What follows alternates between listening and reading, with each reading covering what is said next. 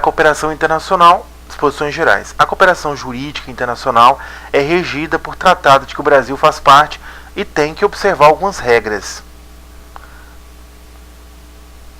O respeito às garantias do devido processo legal no Estado requerente.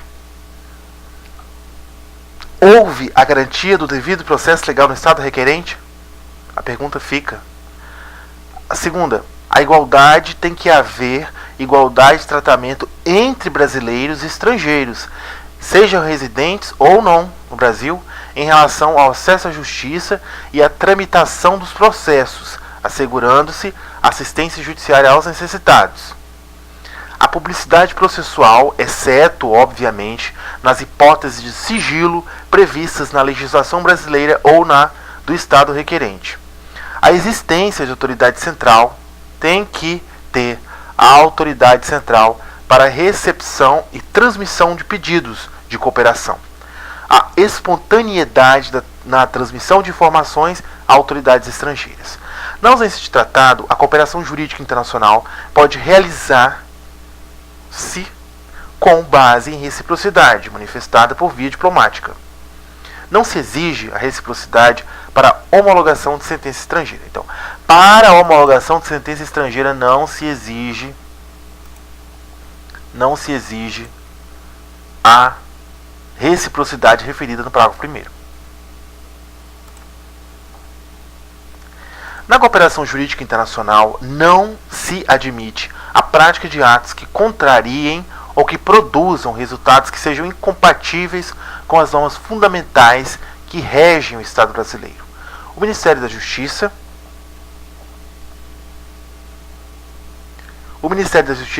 exercerá as funções de autoridade central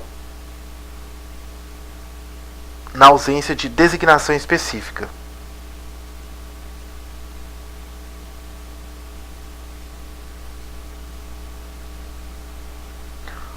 O Ministério da Justiça exercerá as funções de autoridade central na ausência de designação específica. Não existe designação específica, a função de autoridade central recai sobre o Ministério da Justiça. Objeto da cooperação jurídica internacional. Qual é o objeto da cooperação jurídica internacional? Citação, intimação, notificação judicial e extrajudicial, colheita de provas, obtenção de informações, homologação e cumprimento de decisão, concessão de medida judicial de urgência, assistência jurídica internacional, qualquer outra medida judicial ou extrajudicial não proibida pela lei brasileira. Auxílio direto. O auxílio direto é cabível quando a medida não decorre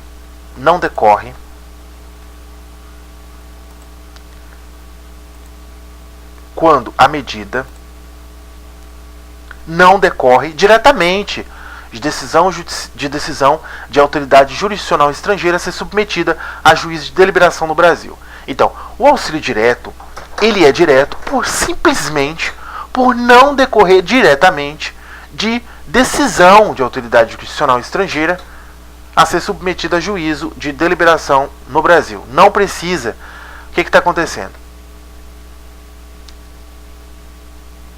Houve uma decisão de autoridade jurisdicional estrangeira. Mas essa decisão ela não precisa ser submetida a nenhum juízo de deliberação no Brasil. Não precisa passar por nenhum órgão jurisdicional brasileiro. Puro e simplesmente aquela decisão de autoridade jurisdicional estrangeira é suficiente.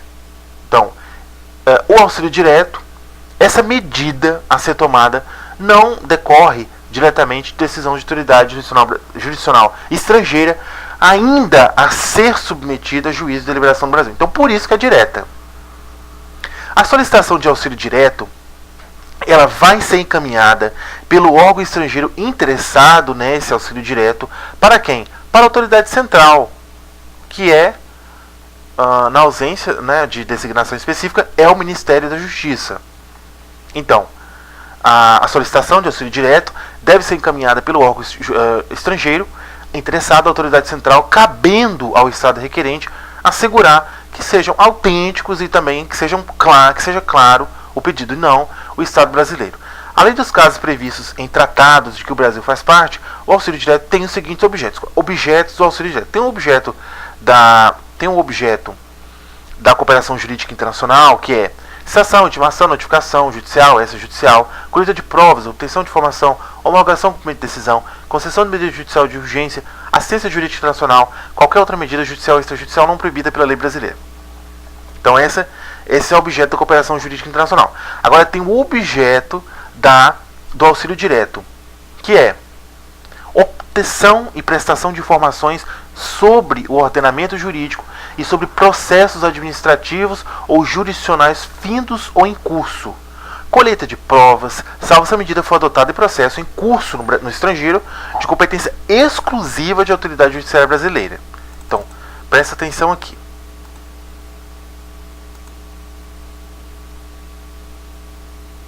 O primeiro é obtenção e prestação de informações sobre o ordenamento jurídico e sobre processos administrativos ou jurisdicionais findos ou em curso. Obtenção, prestação de informação sobre ordenamento jurídico e sobre ordenamento jurídico brasileiro, sobre processos administrativos ou jurisdicionais que já foram arquivados ou ainda que estão em curso. Colheita de provas, salvo se a medida for adotada em processo. Tá. A colheita de provas pode, mas não vai poder se a medida for adotada em processo em curso no estrangeiro de competência exclusiva de autoridade judiciária brasileira. Então, nesse caso, não pode, porque a medida foi adotada em processo em curso no estrangeiro. Mas só que aquele processo está em curso é de competência exclusiva de autoridade judiciária brasileira, então não pode. Porque aquele tipo de processo aí você não vai poder pegar informações sobre ele nem provas, porque aquele processo onde ele está se processando, da forma que ele está se processando, não pode, porque ele é exclusivo. A lei reserva, o ordenamento jurídico brasileiro reserva a competência exclusiva da autoridade judiciária brasileira para processamento e julgamento daquela ação. Então você não vai poder, toma aqui as provas e você processa, porque a autoridade judiciária brasileira é a competente para processamento e julgamento daquele tipo de ação. Então, se você está pedindo provas sobre esse tipo de processo, não vai rolar. Qualquer outra medida judicial ou extrajudicial que não seja proibida pela lei brasileira. A autoridade central brasileira comunicar-se-á diretamente com suas congêneres e, se necessário, com outros órgãos estrangeiros responsáveis pela tramitação e pela execução de pedidos de cooperação enviados e recebidos pelo Estado brasileiro, respeitadas disposições específicas constantes de tratado. No caso de auxílio direto para a prática de atos que, segundo a lei brasileira, não necessita de prestação jurisdicional, a autoridade central adotará as providências necessárias para seu cumprimento. No caso de auxílio direto para a prática de atos que, segundo a lei brasileira, não precisa de prestação jurisdicional, a autoridade central adotará as providências necessárias para seu cumprimento.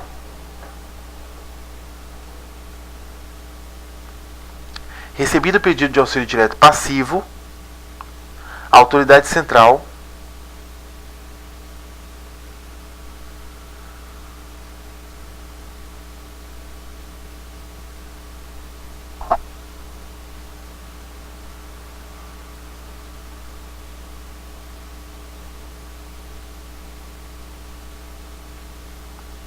recebido o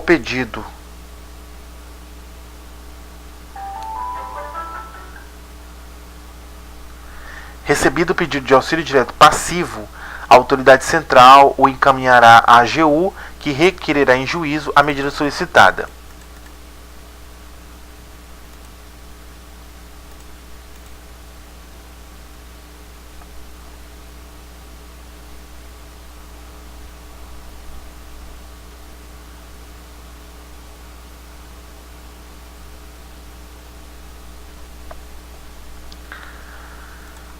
O MP requererá em juízo a medida solicitada quando for autoridade central.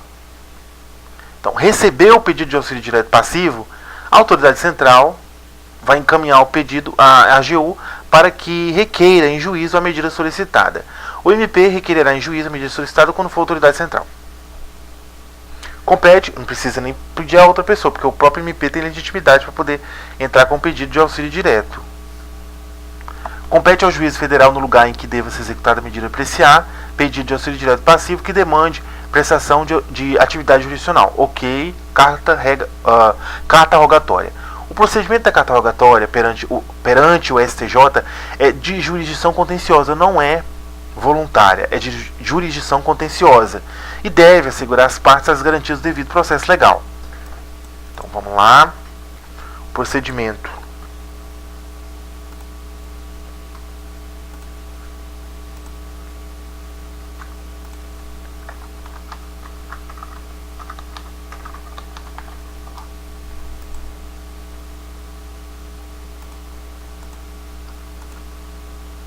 O procedimento de carta rogatória perante o STJ é de jurisdição contenciosa e deve, portanto, assegurar às partes as garantias do devido processo legal. A defesa restringir-se-á a discussão quanto ao atendimento dos requisitos para que o pronunciamento judicial estrangeiro produza efeitos no Brasil. Em qualquer hipótese, é vedada a revisão do mérito do pronunciamento judicial estrangeiro pela autoridade judiciária brasileira. Em qualquer hipótese, é vedada a revisão do mérito do pronunciamento judicial estrangeiro pela autoridade judicial brasileira. Tá simples isso aqui, mas eu não consegui identificar. Vou ler de novo. Em qualquer hipótese, é vedada a revisão do mérito do pronunciamento judicial estrangeiro pela... Fica vedado a autoridade judiciária brasileira revisar o mérito de pronunciamento judicial estrangeiro. Agora temos aqui umas disposições comuns. O pedido de cooperação jurídica internacional, oriundo de Estado de autoridade brasileira competente, vai ser encaminhado à autoridade central para que depois envie ao Estado requerido para dar andamento. Então, primeiro, a autoridade brasileira competente encaminha o pedido à autoridade central para que a autoridade central envie para o Estado requerido para lhe dar andamento. O pedido de cooperação oriundo de autoridade brasileira competente e os documentos anexos que instrui devem ser encaminhados à autoridade central acompanhados de tradução para a língua oficial do Estado requerido. O pedido passivo de cooperação jurídica internacional será recusado se configurar manifesta ofensa à ordem pública. A cooperação jurídica internacional para execução de decisão estrangeira será dada por meio de carta rogatória ou de homologação de sentença estrangeira, de acordo com 960. A cooperação jurídica internacional para execução de decisão estrangeira como é feito? Carta rogatória ou homologação de sentença estrangeira. Duas formas. A cooperação jurídica internacional que tem o objetivo de executar uma decisão estrangeira, ela será feita através de carta rogatória ou de uma ação de homologação de sentença estrangeira. Duas formas apenas. Ou é a carta rogatória ou a ação de homologação de sentença estrangeira. 960.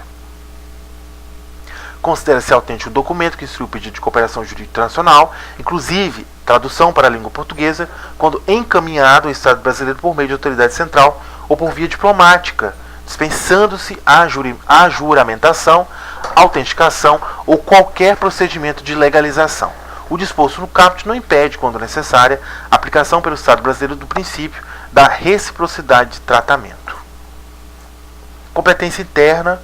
Capítulo 1. Competência e disposições gerais.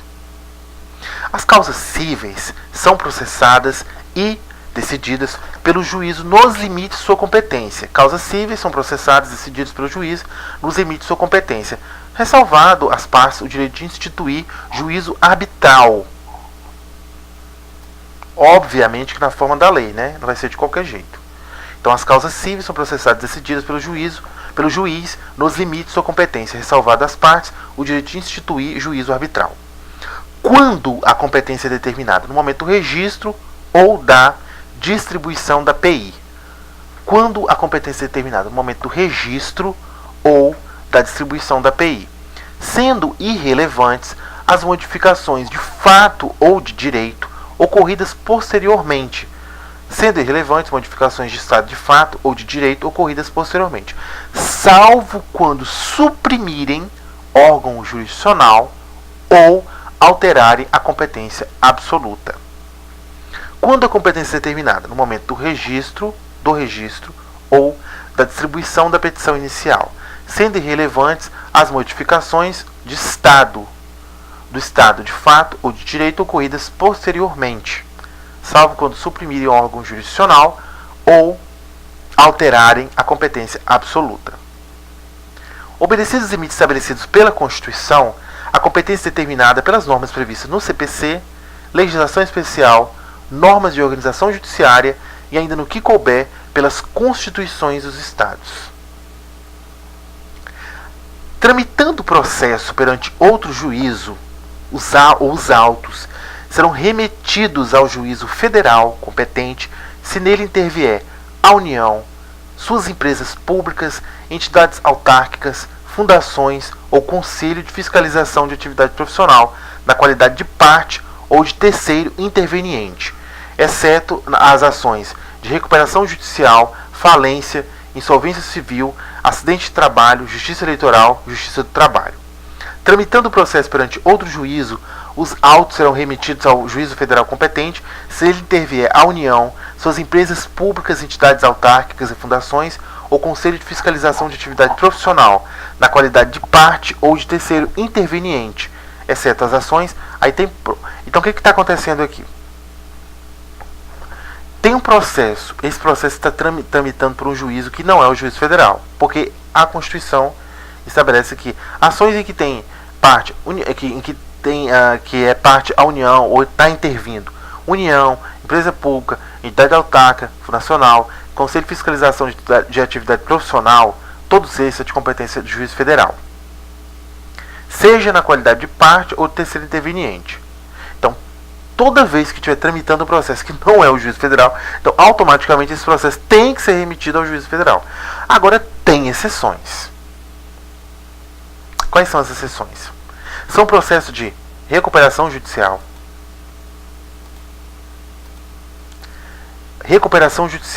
falência, insolvência civil, acidente de trabalho, justiça eleitoral, justiça do trabalho.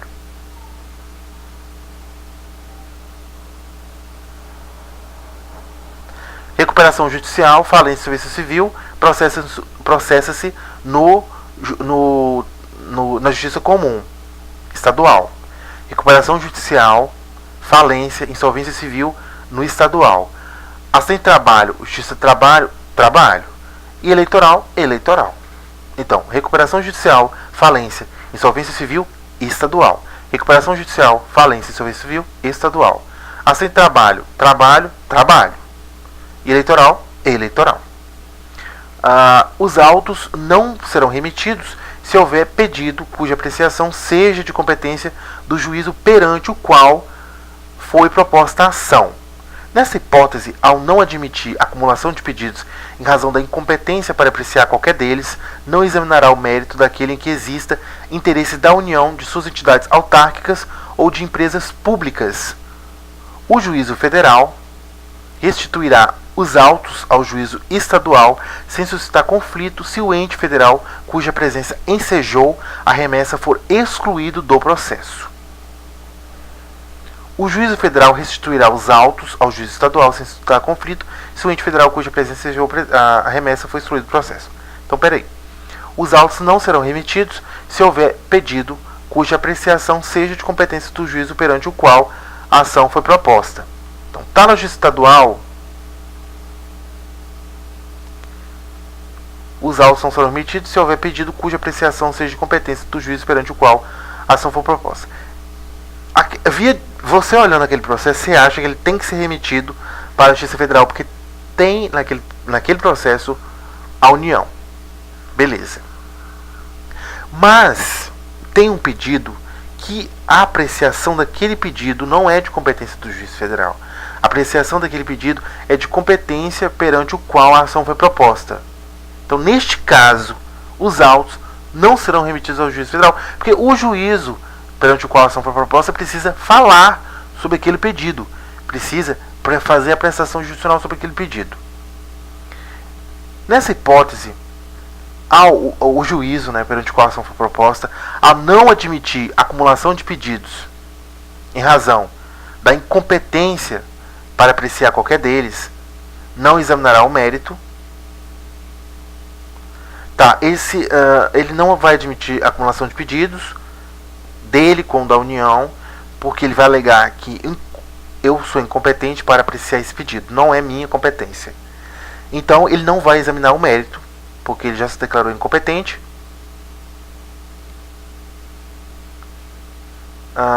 Nessa hipótese, ao não admitir a acumulação de pedidos em razão da incompetência para apreciar qualquer deles, não examinará o mérito daquele em que exista interesse da União, de sociedades autárquicas ou de empresas públicas. Nessa hipótese, havendo pedido, ao não admitir a acumulação de pedidos, não estou admitindo a acumulação de pedidos em razão da incompetência para apreciar qualquer deles, ele não vai examinar o mérito daquele em que exista interesse da União, entidade autárquica ou empresas públicas. O juiz federal restituirá os autos ao juiz estadual sem suscitar conflito se o ente federal cuja presença sejou remessa foi excluído do processo. Beleza. Aqui já vamos ver as hipóteses de competência, né? A ação, ela está tratando de direito pessoal ou direito real? É direito pessoal ou direito real sobre bens móveis? É.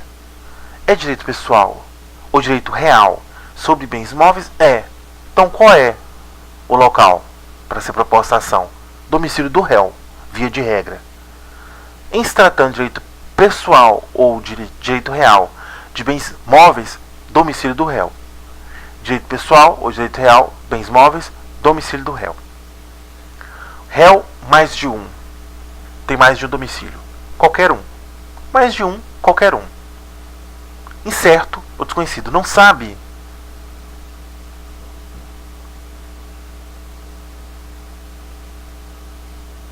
Você não sabe onde o réu mora? Então é onde ele foi encontrado. Incerto ou desconhecido, onde for encontrado, ou então no do autor.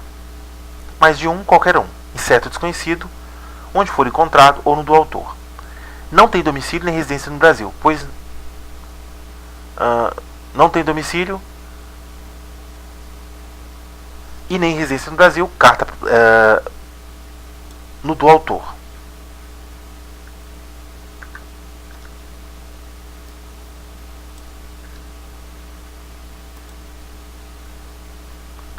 Autor também reside fora do Brasil, qualquer um. Dois ou mais réus com diferentes domicílios, muitos domicílios, qualquer um autor escolhe.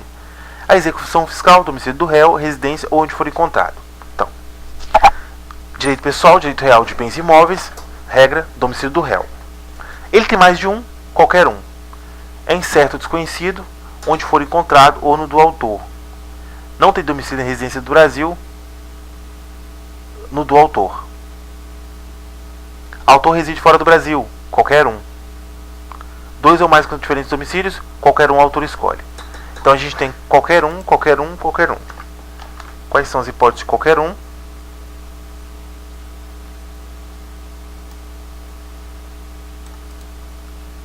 Vamos colocar as hipóteses de qualquer um, tudo junto.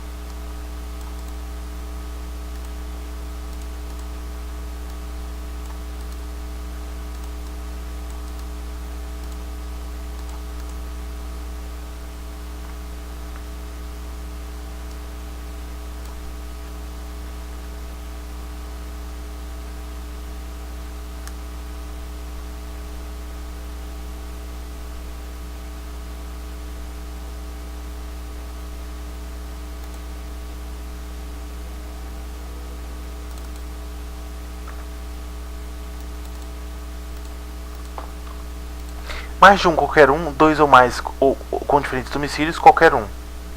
Autor reside fora do Brasil, qualquer um. Sem domicílio e residência no Brasil, no do autor.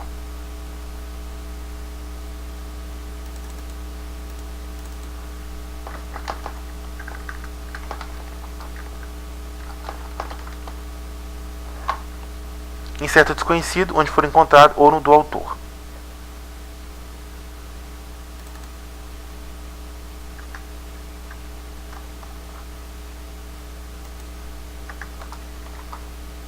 Execução fiscal, domicílio do réu, residência onde for encontrado, residência do réu ou onde for encontrado.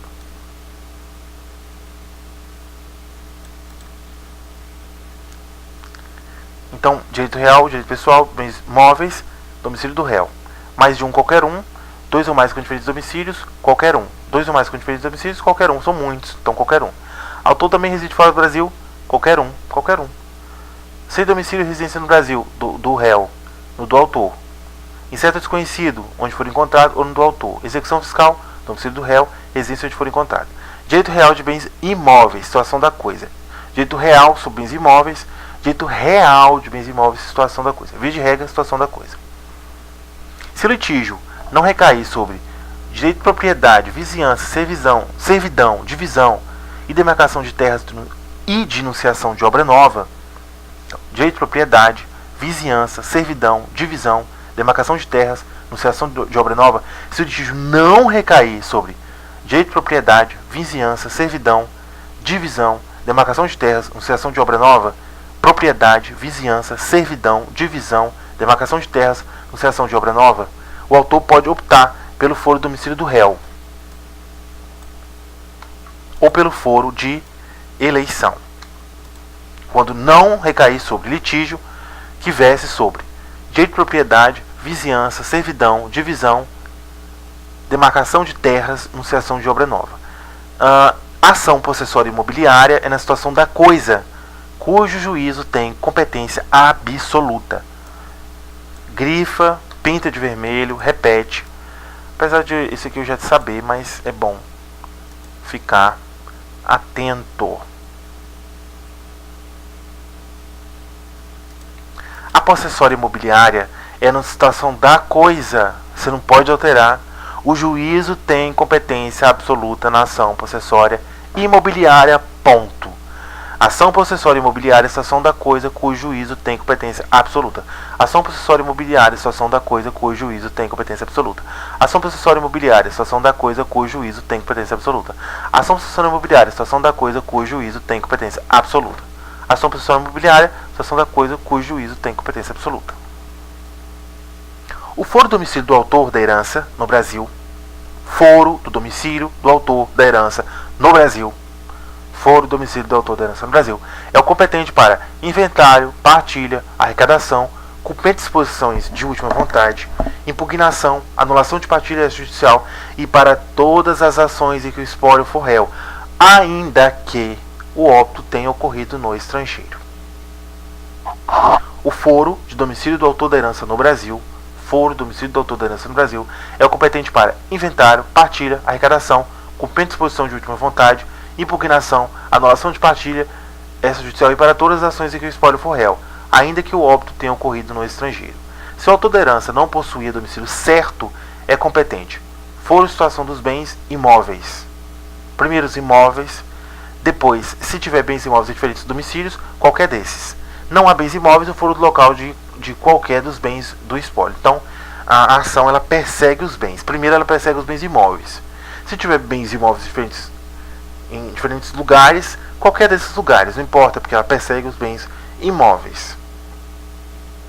Agora, se não há bens imóveis, não for de qualquer bem do espólio. Então vai de conta aos bens.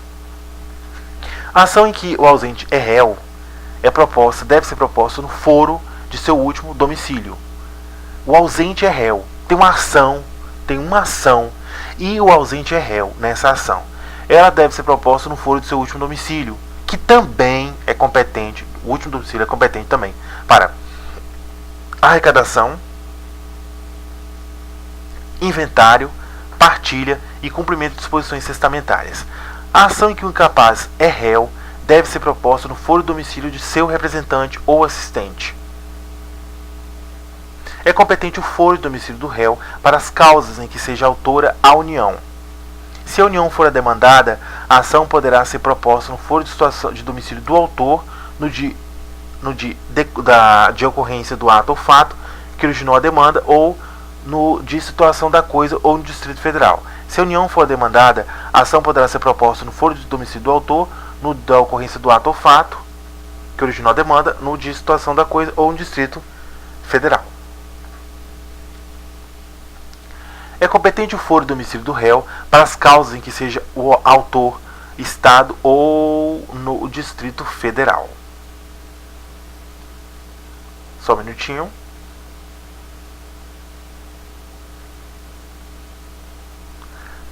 É competente o foro de domicílio do réu para as causas em que seja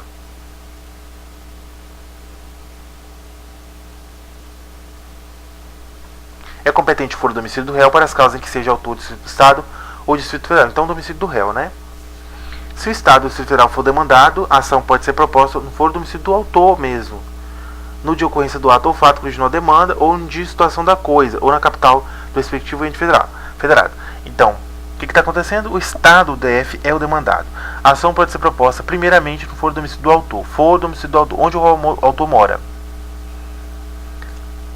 Segundo, ocorrência do ato ou fato que originou a demanda. Terceiro, situação da coisa. Quarto, capital do respectivo ente federado.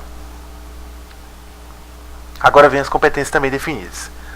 É competente o foro em se tratando de divórcio, separação ou anulação de casamento, reconhecimento ou dissolução de união estável.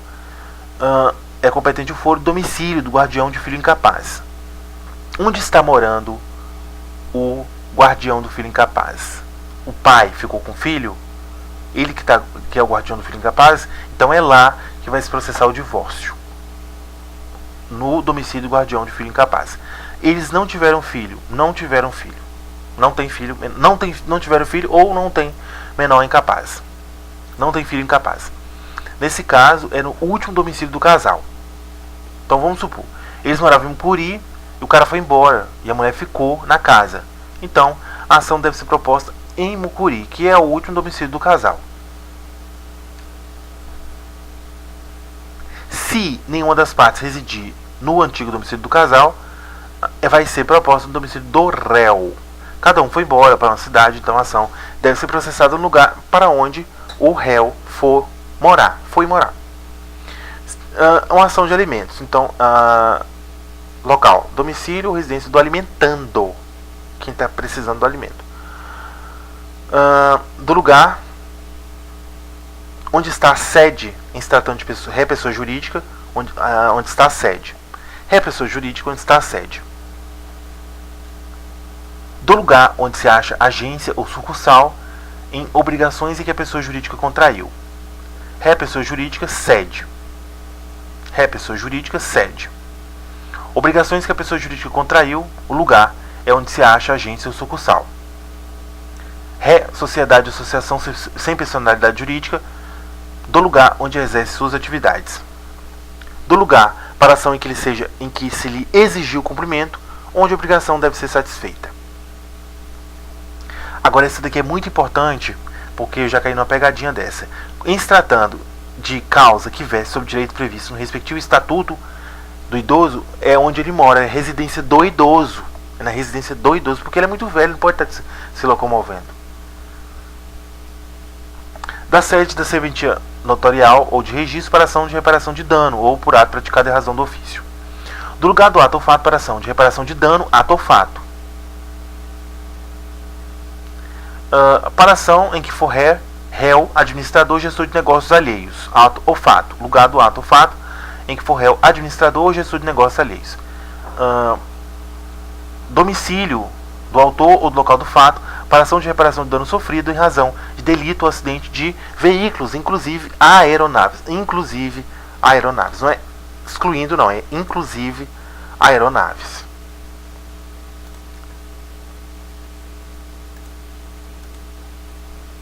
Ok? Modificação da competência. A competência relativa, beleza, pode ser modificada, seja pela conexão, seja pela continência. Quando que são conexas? Duas ou mais ações, quando seja comum pedido a causa de pedir. Os processos de ações conexas são reunidos para a decisão conjunta. Processos de ação conexas são reunidos para a decisão conjunta, salvo se um deles já houvesse sido sentenciado. Repura-se duas ou mais ações conexas quando lhe for comum o pedido ou a causa de pedir. Os processos de ações conexas são reunidos para decisão conjunta, salvo se um deles já houver sido sentenciado. Aplica-se o disposto do caput à execução de título extrajudicial e ação de conhecimento relativa ao mesmo ato jurídico, as execuções fundadas no mesmo título executivo. Serão reunidos para julgamento conjunto os processos que possam gerar risco de prolação de decisões conflitantes ou contraditórias, caso decididos separadamente, mesmo sem conexão entre eles. Mesmo que não houver conexão entre eles. Então está no código, não precisa ficar assustado. Então, e por conexa duas mais ações, quando for comum pedir a causa de pedir. Os processos de ações conexas são reunidos para decisão conjunta, salvo se um deles já houver sido sentenciado. Aplica-se o disposto no caput à execução de título extrajudicial e ação de conhecimento relativo ao mesmo título jurídico. As execuções fundadas no mesmo título executivo. Serão reunidos para julgamento conjunto os processos que possam gerar risco de prolação de decisões conflitantes ou contraditórias, salvo decididos separadamente, mesmo sem conexão entre eles. Continência. Duas ou mais ações, quando há identidade contra as partes e a causa de pedir, mas o pedido de uma, por ser mais amplo, abrange o das demais. Continência. Duas ou mais ações, quando há identidade contra as partes e a causa de pedir, mas o pedido de uma, por ser mais amplo, abrange das demais. Continente é a mais ampla. A ação continente é a mais ampla, é a grandona. A ação continente é a mais ampla, é a grandona. Se ela foi proposta primeiro, no processo relativo à ação contida pequenininha, vai ser proferida uma sentença sem resolução de mérito. Beleza. Agora, se a ação continente, que é a continente vai falar um continente, é uma coisa grande, né? Amplo, um continente. Se a ação continente foi proposta depois da contida, as ações serão necessariamente reunidas. Então, primeiro caso, quando a ação continente, que é a grandona, a mais ampla, ela é proposta primeiro, aí veio depois uma contida. No processo relativo à contida, deve ser proferida uma sentença sem resolução do mérito para poder matar ela, pequenininha.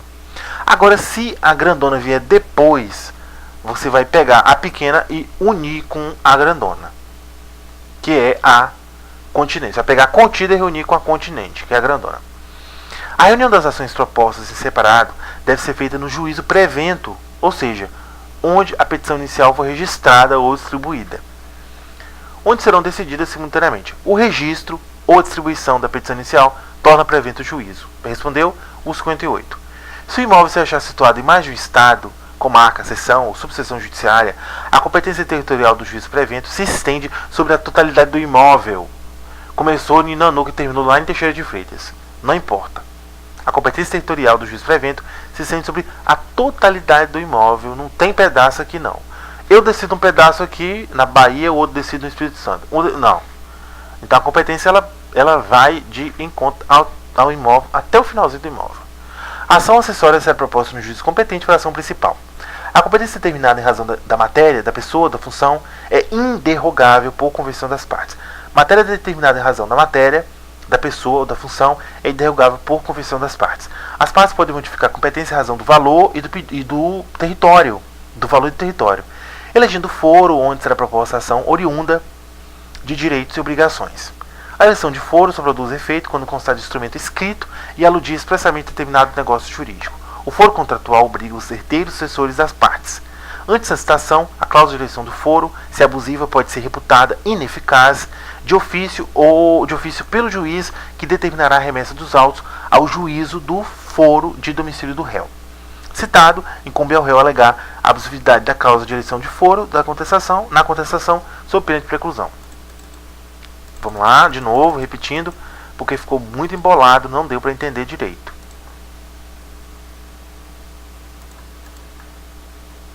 Então, em primeiro lugar, aqui fala que as partes podem modificar a competência em razão de quê? Do valor e do território. Elegendo foro, onde será proposta a ação oriunda de direitos e obrigações.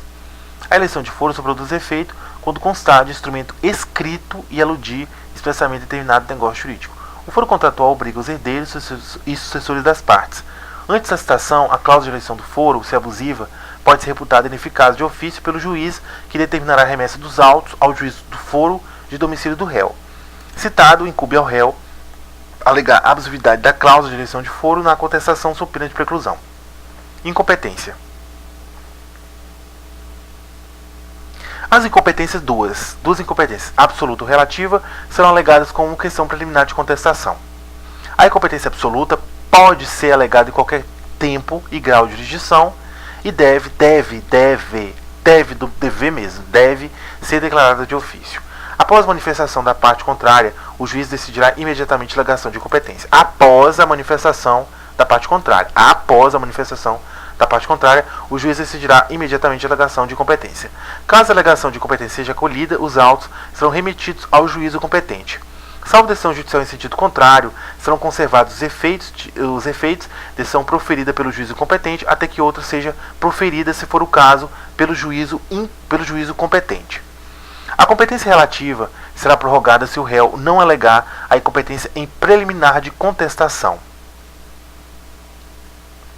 A competência relativa será prorrogada se o réu não alegar a incompetência em preliminar de contestação. A relativa será prorrogada se o réu não alegar em preliminar de contestação. Se o réu não alegar em preliminar de contestação, a relativa é prorrogada. A incompetência relativa pode ser alegada pelo MP nas causas em que atuar.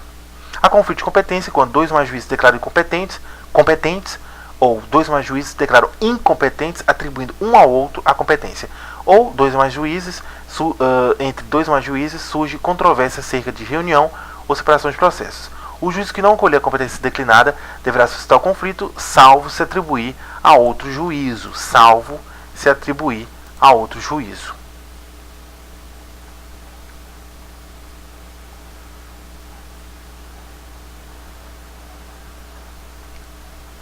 Cooperação nacional.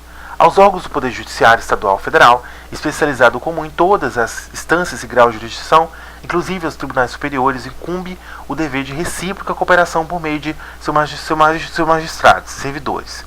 Os juízes poderão formular entre si pedido de cooperação para a prática de qualquer ato processual. Pode formular entre si pedido de cooperação para qualquer prática de ato processual. O pedido de cooperação judicial aqui, no âmbito dos próprios juízes e tal, deve ser prontamente entendido, não tem forma específica e pode ser executado como auxílio direto, reunião apressamento de processos, prestação de informações, atos concertados entre os juízes cooperantes. As cartas de ordem, precatória e arbitral seguirão o CPC. Atos concertados entre juízes cooperantes podem constituir, além de outros, no estabelecimento de procedimentos para prática de citação, intimação e notificação de ato, obtenção e prestação de provas e coleta de depoimentos, efetivação e tutela provisória, efetivação de medidas e providências para recuperação e preservação de empresas, facilitação de habilitação de créditos na falência e na recuperação judicial, centralização de processos repetitivos, execução de decisão jurisdicional. O pedido de cooperação judiciária pode ser realizado entre órgãos jurisdicionais de diferentes ramos do poder judiciário. Então, 27 a 69.